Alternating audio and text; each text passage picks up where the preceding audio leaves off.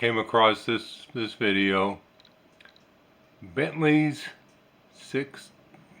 6-26-2018,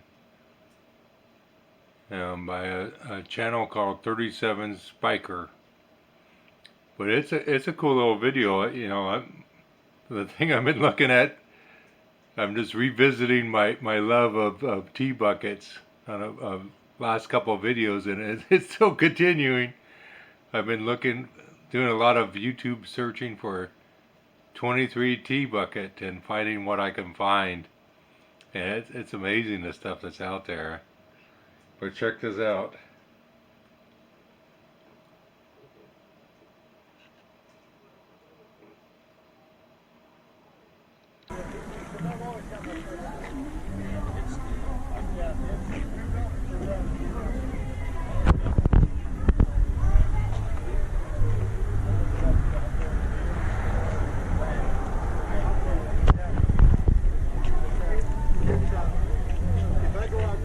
Excuse me, just want to get by here.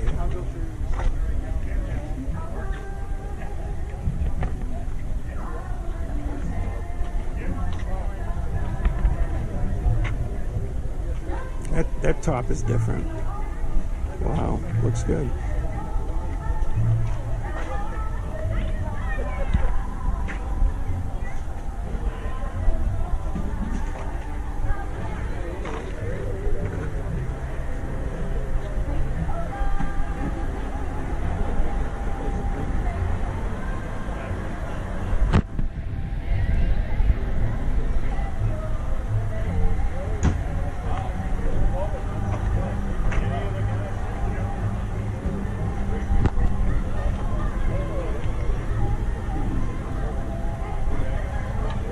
I like that top.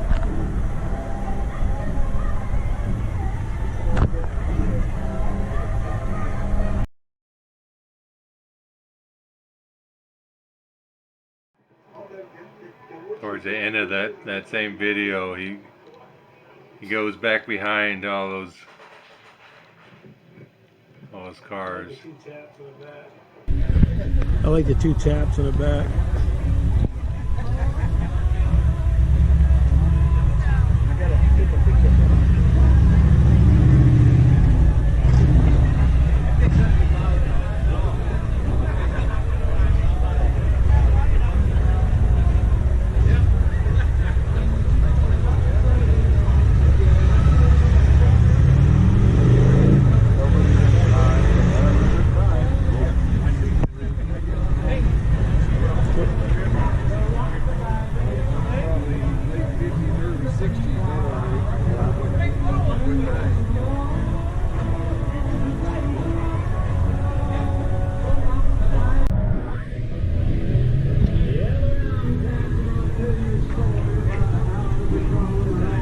Geez, I wonder who owns this piece of crap.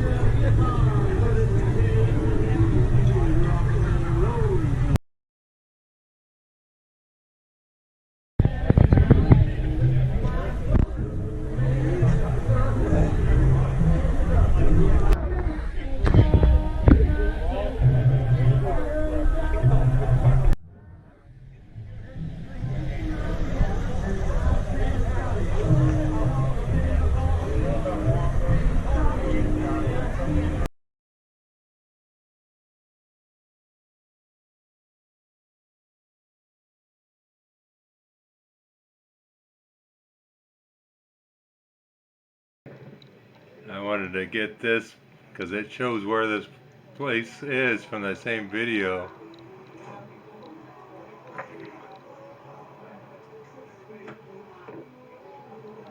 It says Bentley Saloon. I love this Hemi.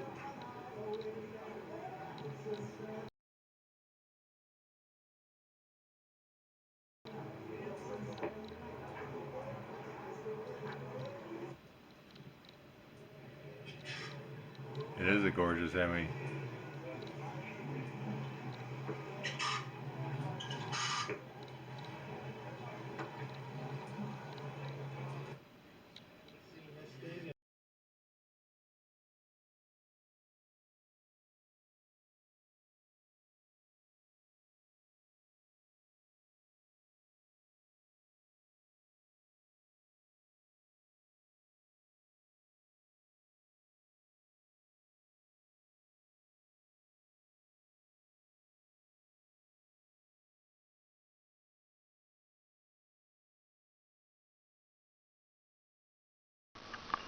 I wanted to insert this short little video. It's from this YouTube channel called Red Goat Garage, and is published June 29th, 2022. It's got some good, he's working on it, and this is the first video I've seen of this guy, but he's got some good little information. He's assembling it now.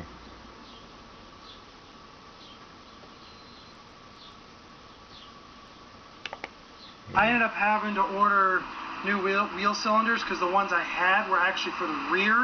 I noticed, dimensionally how they mount is the same, but this bore here was different on the rear ones compared to the front ones. So I ended up having to order the correct ones here. And I went ahead and assembled this, but like I said, super basic. There's basically this little plate that the shoes slide on, these studs. This little plate goes over it. It's a couple cotter pins.